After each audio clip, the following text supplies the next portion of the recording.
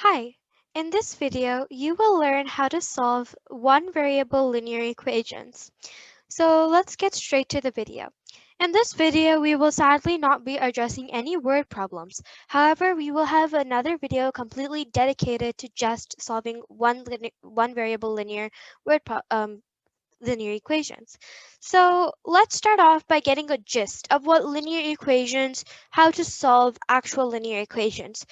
By solving linear equations, what we really mean is putting a value to this variable. So putting a value to this variable means that equating the variable to something. For example, let's take a look at this problem. So it's a very fairly simple problem. All it's asking for is a number plus 4 is equal to 5. Or in this case, we're making it fancy and making the question mark an X. So what we're going to do is we're going to subtract 4 on both sides to get x on one side and a value on the other side.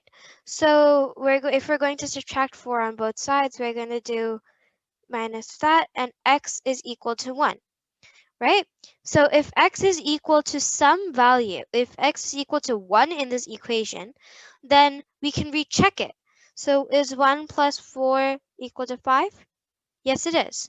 So that's how we know we have a correct value for this linear equation. So let's scroll up and look at some actual hardcore problems. For here, I have 3 problems for you. One is easy, one is medium, requires a little bit of thinking, and one is hard.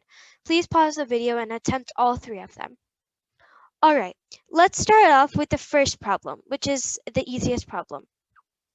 What we're going to do here is, again, as we did here, we're just trying to get the x alone. We're trying to get the x on one side of the equation. One side. X has to be all alone. In mathematics, we call this isolation. So we are trying to isolate x. So the first thing that we have to do is we have to get rid of this 5. We're going to do that by subtracting 5 on both sides. So we're going to um, do this, which means minus 5, which will then give us 3x is equal to 10. So now we have this extra 3, which is being multiplied to the x. So can be rewritten as 3 times x. So that means we have to do the inverse operation of this to cancel the 3 out, which would be division.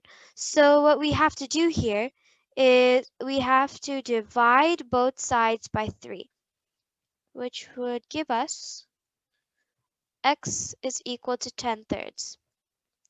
That is our solution for our first problem.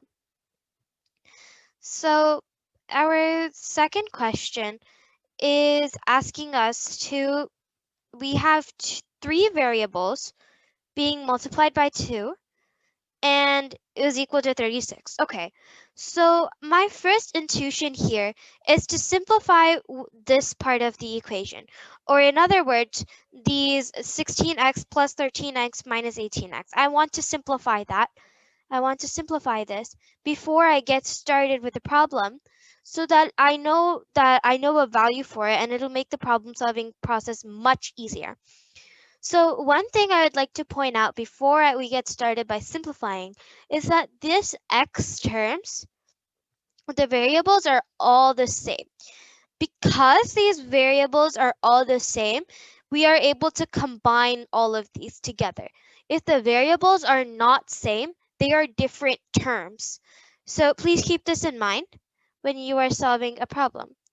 So your variable needs to be the same before you can add or subtract them. So what we're going to do is we're going to say 2 times 16x plus 13x minus 18x is equal to 36. Okay.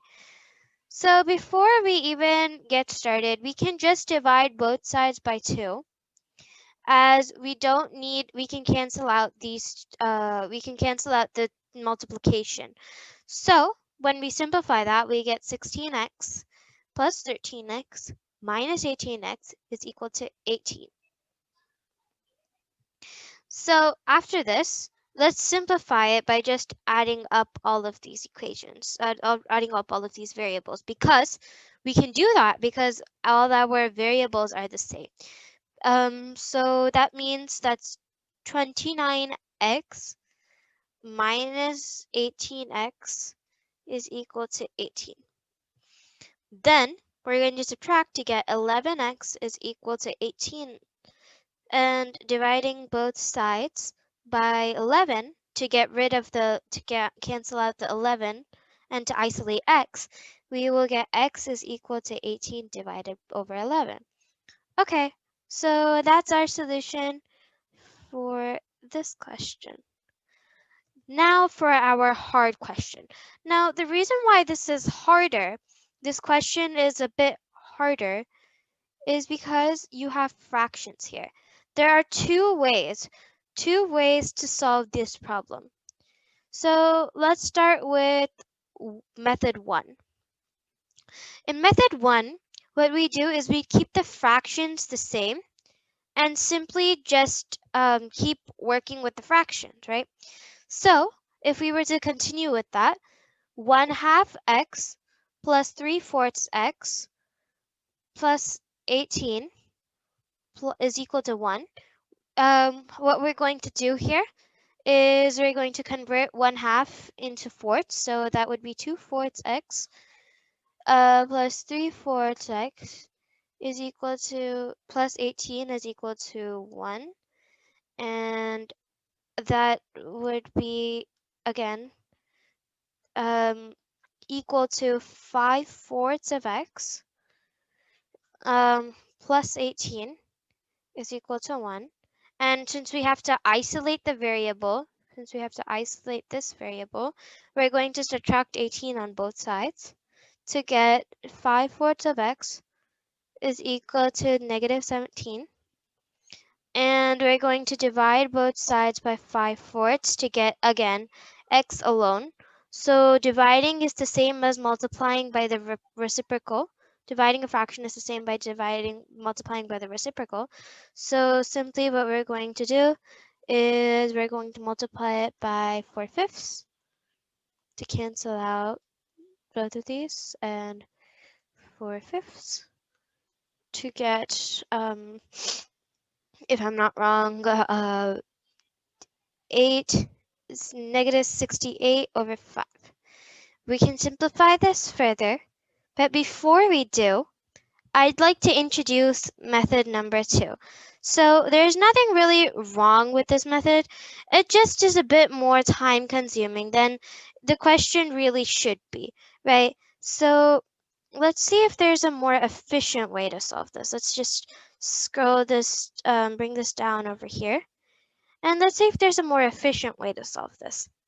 Well, we do know that fractions are the enemy of perfect mathematics. There's more ways of going wrong in this fraction. Now, I have nothing against fractions. You just need to, there's an extra step of converting the fractions into another one. So there's a more higher chance of going wrong. Fractions are very, very helpful, but they can be a bit annoying at times. And this is one of the times where they're pretty annoying. So method 2 is where we're going to introduce 1/2 x plus 3/4 x plus 18 is equal to 1. What we're going to do is we're going to multiply this entire equation by 4. Now, what this multiplying by 4 will do is that essentially you're multiplying it by 4 over 1. So when you multiply it by 4 over 1, you're canceling out a couple of numbers. You're canceling out the denominators, right? So here, when you're multiplying it, you would get 2x plus 3x plus 54. Sorry, that was wrong.